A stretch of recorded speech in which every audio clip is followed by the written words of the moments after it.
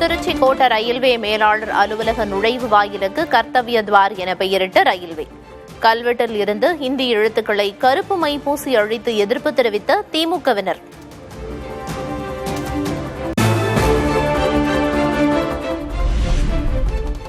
ஹிந்தி திணிப்பு வெறியில் பாஜக எல்லை மீறி செல்வதாக தமிழக முதல்வர் மு.க.ஸ்டாலின் குற்றச்சாட்டு.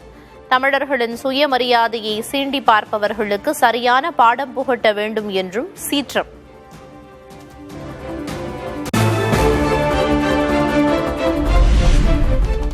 திருச்சி மண்டல ரயில்வே அலுவலக நுழைவு வாயிலுக்கு தமிழில் பெயர் சூட்ட வேண்டும். மத்திய அரசு தலையிட்டு நடவடிக்கை எடுக்க அதிமுக பொதுச் செயலர் எடப்பாடி பழனிசாமி கோரிக்கை.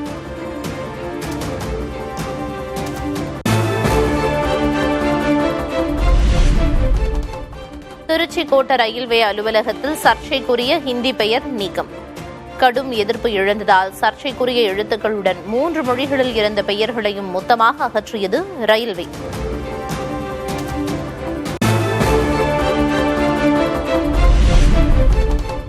சென்னை தேனாம்பேட்டை சைதாப்பேட்டை இடையே உயர்மட்ட மேம்பால பணிகள் தீவிரம். பணிகளை நேரில் ஆய்வு செய்தார் முதல்வர் மு.க.ஸ்டாலின்.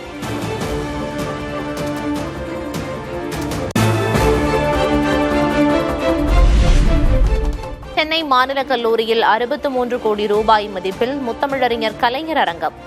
கலைஞர் நூற்றாண்டு பூங்காவில் உயர் கோபுர மரத்தையும் முதல்வர் மு.க.ஸ்டாலின் திறந்து வைத்தார்.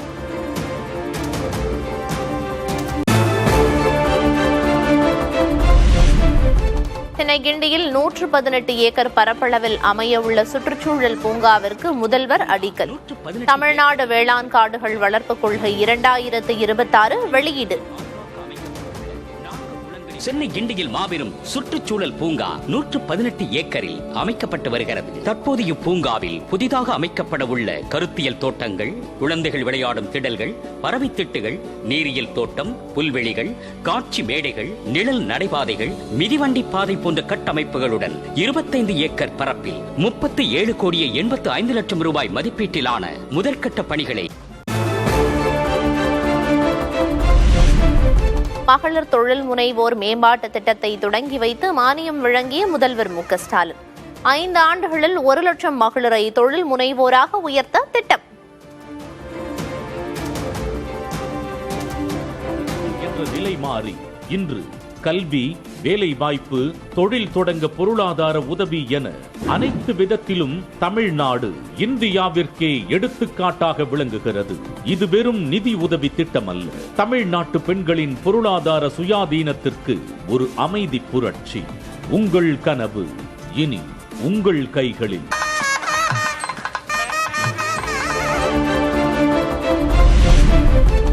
அதிமுகவின் மாநிலங்களவை பிரதிநிதிகள் யார்? மாவட்ட செயலர்களுடன் எடப்பாடி கே. பழனிசாமி ஆலோசனை.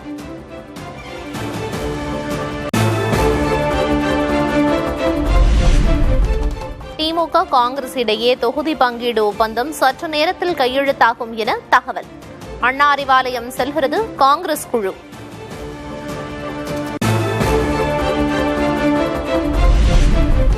சென்னை விமான நிலையம் மற்றும் விடுதி அறையில் 2 மணி நேரம் காத்திருந்த சோடங்கர். தொகுதி பங்கீடு விவகாரத்தில் டெல்லியின் தகவலுக்காக காத்திருப்பதாக பேட்டி.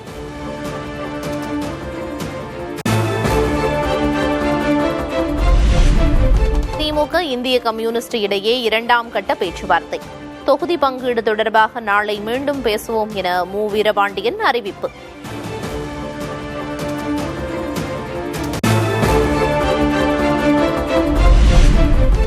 தொகுதி பங்கீடு தொடர்பாக திமுக மற்றும் மக்கள் நீதி மய்யம் இடையே பேச்சுவார்த்தை. தொகுதி எண்ணிக்கை, போட்டியிடும் சின்னம் குறித்து பின்னர் முடிவு செய்யப்படும் என அறிவிப்பு.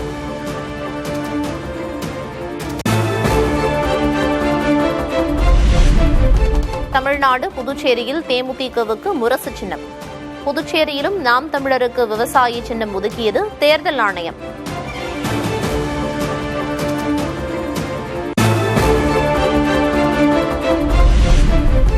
மணல் மற்றும் கனிம வள கொள்ளையால் தமிழகத்தில் தண்ணீர் திவாலாகும் நிலையில் உள்ளதாக விஜய் குற்றச்சாட்டு.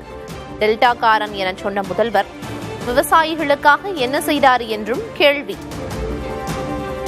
தண்ணீர் திவாலாக போகுது, மணல் திவாலாக போகுது, கனிம வளம் திவாலாக போகுது. மொத்தத்தில் உங்க ஆட்சியில தமிழ்நாடு திவாலாக போகுது.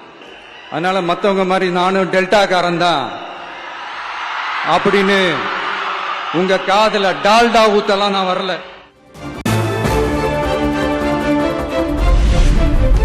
பாஜகவுக்காக பேசுவதாக தன்னை பற்றி திமுகவினர் திரித்து பேச தொடங்கிவிட்டதாக விஜய் குற்றச்சாட்டு. டெல்லி டெல்லி என கூவுகின்றனர், ரெய்டு வந்தால் டெல்லிக்கு வெள்ளை குடை பிடிக்கின்றனர் என்றும் விமர்சனம். விஜய் பாஜகவுக்காக பேசுறாரு அப்படின்லாம் திருச்சி பேச ஆரம்பிச்சிட்டாங்க.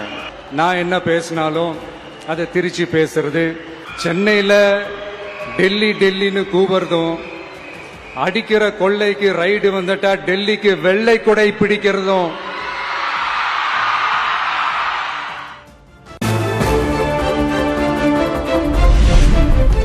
வெளியே அடித்துக் கொள்கிறார்கள், உள்ளே தங்களுக்குள் டீலிங் செய்து கொள்கிறார்கள். திமுக அதிமுக மீது விஜய் மறைமுக தாக்கு. ஒண்ணு நீ இல்லனா நான் இல்லனா நீ இல்லனா நான், நமக்குள்ள வேற எவனும் நடுவுல வந்துடக்கூடாது.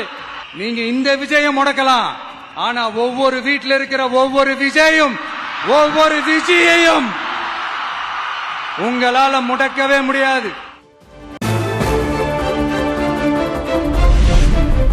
ஜனநாயகன் திரைப்பட பிரச்சனையில் பட்டும் படாமலும் குரல் கொடுத்ததற்காக நன்றி. தஞ்சையில் முதல்வரை குறிப்பிட்டு பேசிய விஜய். பழி மேல பழி போட்டு கரூர்ல ஆரம்பிச்சு நம்ம ஜனநாயகன் படம் ரிலீஸ் வரைக்கும்.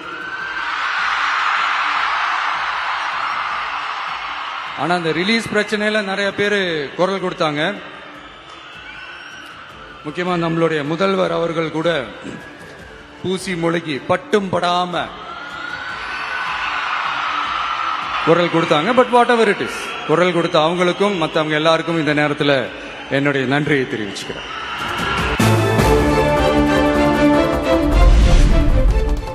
தஞ்சை செங்குப்பட்டி கூட்டத்தில் பல்வேறு தேர்தல் வாக்குறுதிகளை அளித்த தாவேக தலைவர் விஜய்.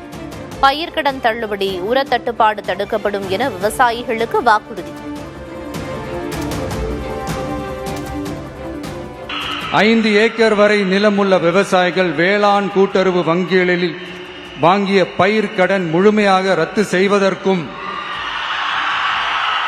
5 ஏக்கருக்கு மேல் உள்ள விவசாயிகள் வேளாண் கூட்டுறவு வங்கிகளில் வாங்கிய பயிர்க்கடன் 50% வரை ரத்து செய்வதற்கான சாத்திய கூறுகளை ஆராய்ந்து உறுதியாக நடவடிக்கை எடுப்போம்.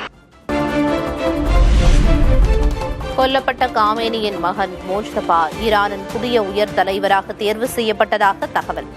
ஈரானுக்கு யார் புதிய உயர் தலைவராக வந்தாலும் அழித்து விடுவோம் என இஸ்ரேல் அமைச்சர் திட்டவட்டம்.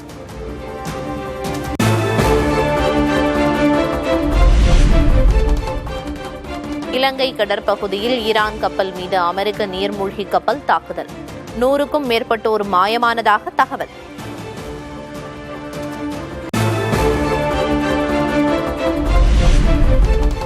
ஐக்கிய அரபு அமீரகத்தில் புஜைரா துறைமுகத்தில் எண்ணெய் சேமிப்பு கிடங்குகள் அருகே ஈரான் தாக்குதல். ஹோர்முஸ் நீரிணை நுழைவு வாயில் பகுதியில் உள்ள இடத்தில் தாக்குதல் நடத்தப்பட்டதால் பதற்றம்.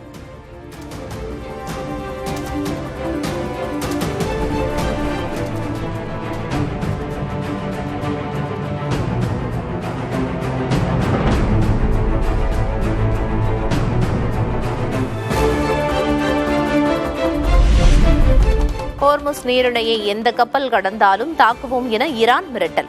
நீரிணை பகுதியை கப்பல்கள் கடக்க பாதுகாப்பு அளிப்போம் என அமெரிக்க அதிபர் டிரம்ப் கூறியிருந்த நிலையில் எச்சரிக்கை.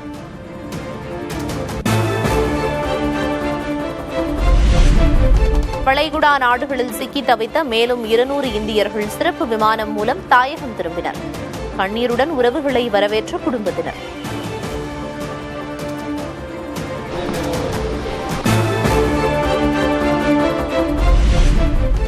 மேற்காசியாவில் போர் நீடிப்பதன் எதிரொலி. கச்சா எண்ணெய் விலை 20 மாதங்களில் இல்லாத அளவு உயர்ந்து $84 தாண்டியது.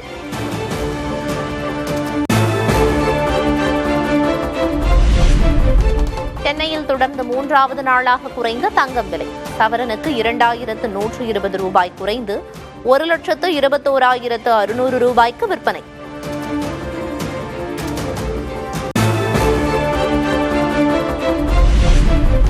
போர் சூழலிலும் தொடர்ந்து சரியும் தங்கம். 3 நாட்களில் சவரனுக்கு 4600 ரூபாய் சரிவு. டாலர் வலுப்பெறுவதாலும் வட்டி விகிதம் உயர்வு எதிர்பார்ப்பதாலும் விலை சரிவதாக நிபுணர்கள் தகவல்.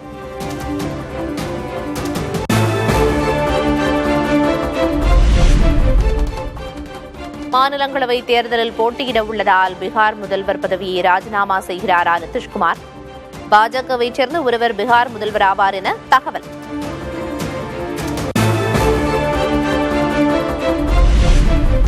டெல்லியில் ஹோலி பண்டிகையை கொண்டாடிய ராகுல் காந்தி. ராஜஸ்தான் முதல்வர் பஜன்லால் சர்மா, டெல்லி சபாநாயகர் விஜேந்தர் குப்தா உள்ளிட்ட வடநாட்டு தலைவர்களும் கொண்டாட்டம்.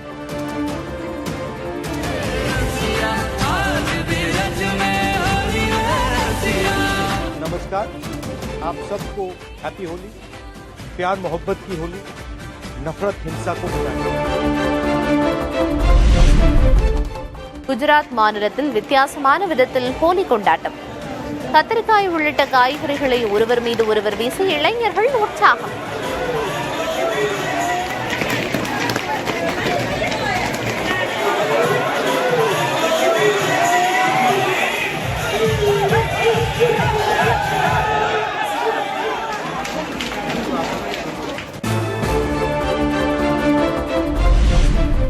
சென்னை சவுகார்பேட்டையில் களை கட்டிய ஹோலி பண்டிகை.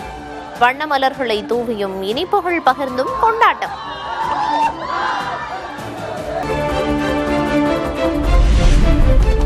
கோவை கோனியம்மன் கோயில் தேரோட்டம் கோலாகலம். ஏராளமான பக்தர்கள் தேரை வடம் பிடித்து இழுத்து தரிசனம்.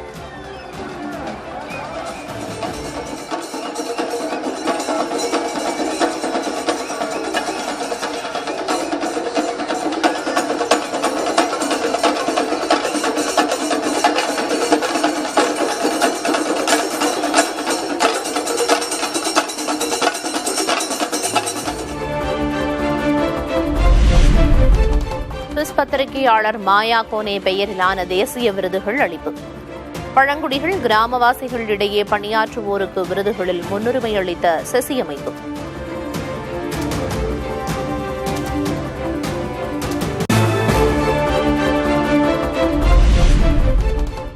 புதிய தலைமுறை ஆசிரியர் சமஸுக்கு மாயா கோனே விருது. மக்களுக்காக தொடர்ந்து செயல்படும் சமூக ஊடகருக்கான விருதை பெற்றார் சமஸ்.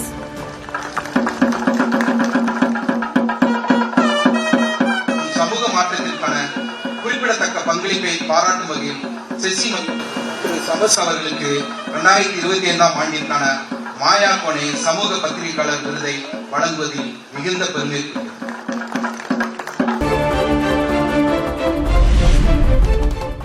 T20 உலகக்கோப்பை இறுதிப் போட்டிக்கு முன்னேறப் போவது யார்?